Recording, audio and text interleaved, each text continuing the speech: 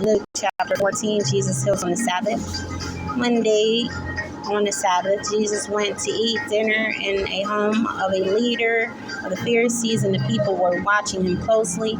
There was a man there whose arms and legs are swollen. Jesus asked the Pharisees and the experts in the religious law, is it permitted in the law to heal people on the Sabbath day or not?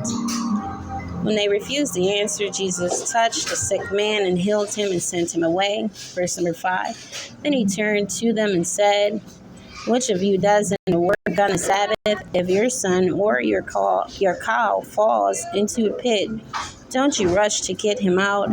Again, they could not answer. And we're going to examine the table. I usually sit at that table, but today it was taken.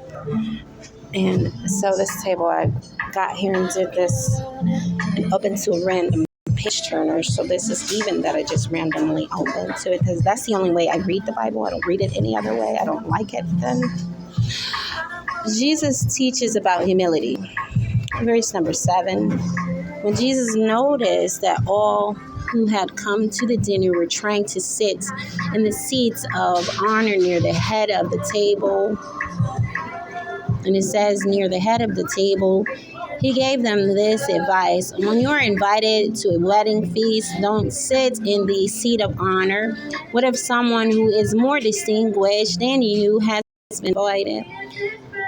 The host will come and say, give this person your seat. Then you will be embarrassed and you will have to take whatever seat is left at the table.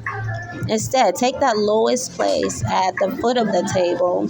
Then when your host sees you, he will come and say, friend, we have a better place for you. Then you will be honored in front of all the other guests.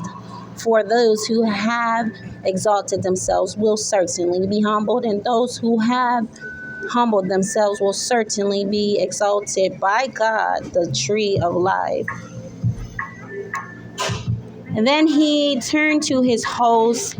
When you put on a luncheon or a banquet, he said, don't invite your friends, brothers, relatives, and rich neighbors, for they will invite you back, and that will be your only reward. Instead, invite the poor, the crippled, the lame, and the blind.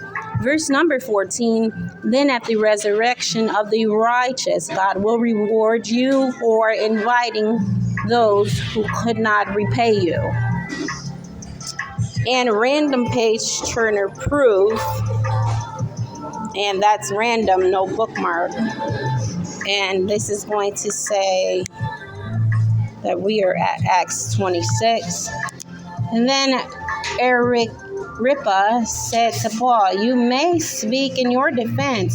So Paul, gesturing with his hand, started his defense. I am fortunate, King Agrippa, that you are the one hearing my defense today against all these accusations made by the Jewish leaders. Verse number 3. For I know you are an expert on all Jewish customs and controversies. Now please listen to me patiently. I've been patiently waiting for a track to get it on. That's 400. I have got to end this at the point, but you can finish reading what has been under the hearing and the reading of the word. Versace money.